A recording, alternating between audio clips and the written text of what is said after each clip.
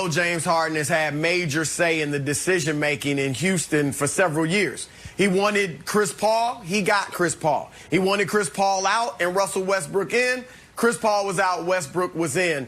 And if all the reports were saying he wanted Ty Lue and John Lucas. So Ty Lue first, John Lucas second. If he got neither of them, he's looking around and saying, okay, Daryl Morey's gone. Mike D'Antoni, who built an offense around me that turned me into a legend, is gone. And now they're not listening to me as far as coaching hires. Then I could see why that could be true and he would want out. But of course, there is no way the Rockets hired Silas against Harden's will. I'm sure they went to him, and he actually, of course, talked to Silas during the interview process. That was a part of it. If he had told Houston at the time, look, if you hire Silas, I want out, it's hard to believe they would have hired him. Now, if I'm the Rockets, though, I would hope that this is the only reason James Harden wants out. Because I actually think Stephen Silas has a good chance of winning Harden over if that's the case. He's a 20-year assistant in the league. He was under Rick Carlisle, who we know is a great coach. And he was under Don Nelson in Golden State. Nelly is one of the most innovative offensive coaches the league has seen. So they have talent in Houston. It may not come together, but they do have talent. I think Silas has a good chance of figuring out a scheme that might be able to maximize these guys together, and that could win Harden over. So, listen, with respect to the report and with respect to James Harden, I don't buy this for 1 second. First, let me tell you a little bit about Stephen Silas. Broussard alluded to some of it. NBA bloodlines. His dad, of course, was Paul Silas. He went to an Ivy League school and played basketball there for 4 years. He has been an assistant in this league grinding since the year 2000, 20 years for this opportunity. And at his most recent stop, he helped design the most efficient, highest scoring offense in the history of the league with Luka Doncic, who has actually a somewhat similar skill set to James Harden.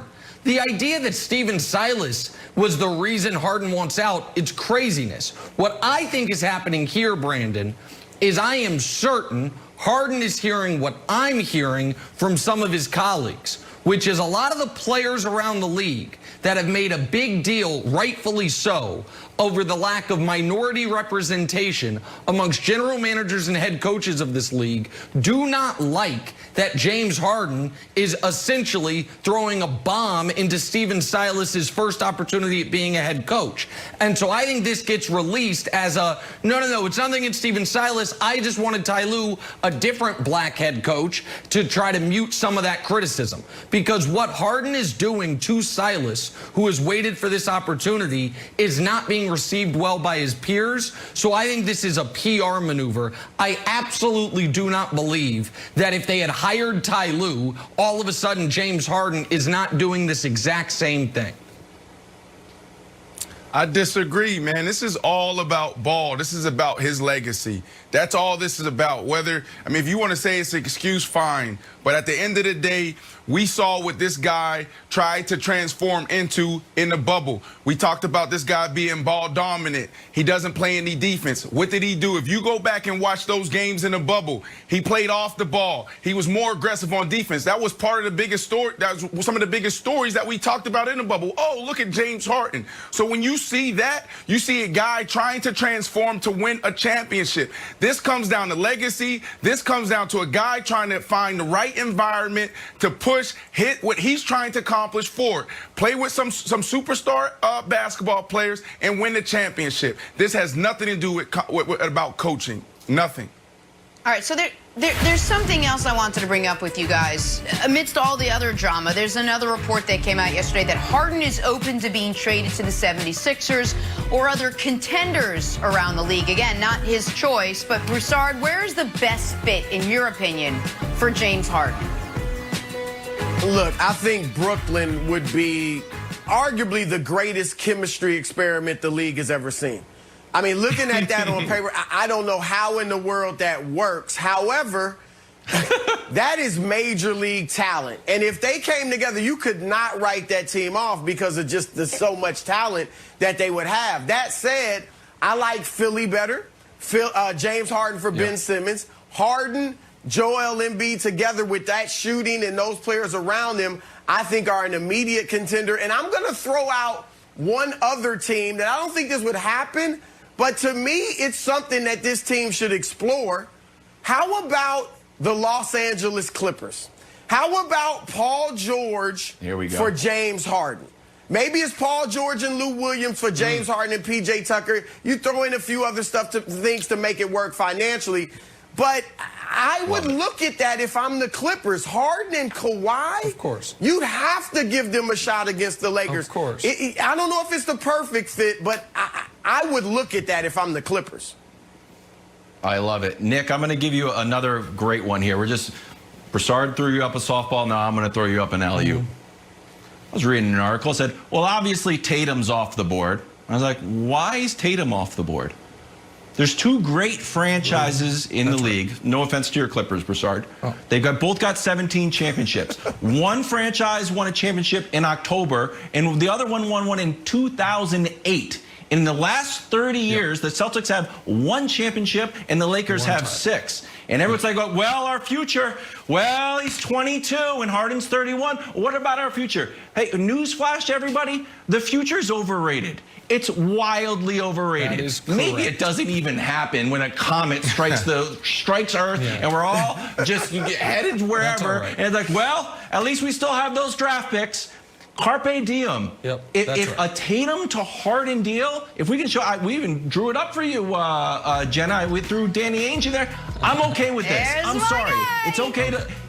It's okay to love Jason Tatum and still say that this is okay. So there you go, Nick. Wilds, here's the thing. The problem, of course, is the guy on the left of that screen, Danny Ainge, because the Celtics, forget them giving up Jason Tatum. I believe they could get Harden for Jaylen Brown, Marcus Smart, and picks. But you know why I know they won't do it? Because of their GM. So, like, they won't. Yeah, we love to have James Harden, but unless you want Yabusele, Ojale, and Grant Williams, we just can't. I'm sorry, we just can't make it work. But so the Celtics were on my list. And I want to run this by you, Broussard, because we all know the Nets want him. He wants the Nets, but do the Nets have the assets? We all know the Sixers are lurking as the team, and can we take Danny Ainge off the screen, please? And we all know the Sixers are lurking as the Sixers are lurking because they can offer up Ben Simmons. Broussard, you mentioned the Clippers. That would be a great trade for the Clippers, but Paul George has 1 year left on his deal. And the Clippers cannot include any picks. So I think there is a close to 0% chance the Rockets would take that. 1 year of Paul George and no draft picks doesn't make sense. So then you go down the list. The Celtics were on my list, Brown, Smart, and picks. What about the Nuggets? Michael Porter Jr., Gary Harris Jr. in picks. The question there is, would the Nuggets want to upset the Jamal Murray-Jokic combo, which looks like it's only going to get better because obviously Harden would change that massively.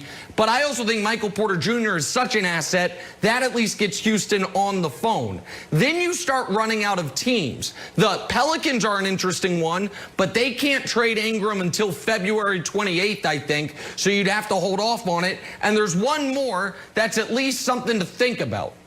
What about Kristaps? I don't think this happens, but Kristaps, because they don't have picks they can include, but Kristaps and Harden, if you trust Kristaps' health. The issue is, we can say there's a bunch of contenders that would love James Harden, but are there really? The Lakers aren't going to be involved. The Bucks aren't going to be involved. The Sixers we've talked about. The one other one, Broussard, and you can run all these, pick your favorite. The Heat are lurking. Tyler Hero, Iguodala, if late picks that they still have left. They're not going to trade Bam, but I think they'd trade Hero. That one's possible, and let me tell you this much. James Harden can say he wants to go to Brooklyn. I can report via every source in the nightclub world, James Harden would love to go to Miami too. So I think those are possibilities, but I don't think any of them jump off the page to you. Well, the ones you mentioned, I like Miami the best, and I think that would have the best chance of working. Denver, I mean, we talk about the experiment in Brooklyn.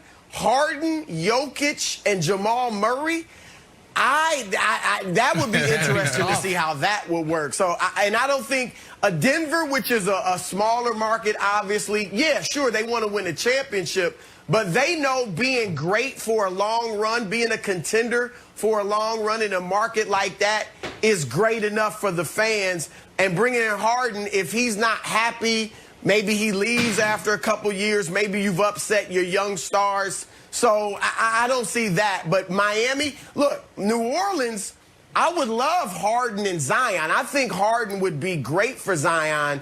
I think because Harden is a very underrated passer. And I think those two would work well together. But I'd say Miami of the ones you said. Look, I'll be quick here. Look, Denver won't work out because 24K and Blue Martini shut down years ago before I even left Denver. So Denver won't work, okay?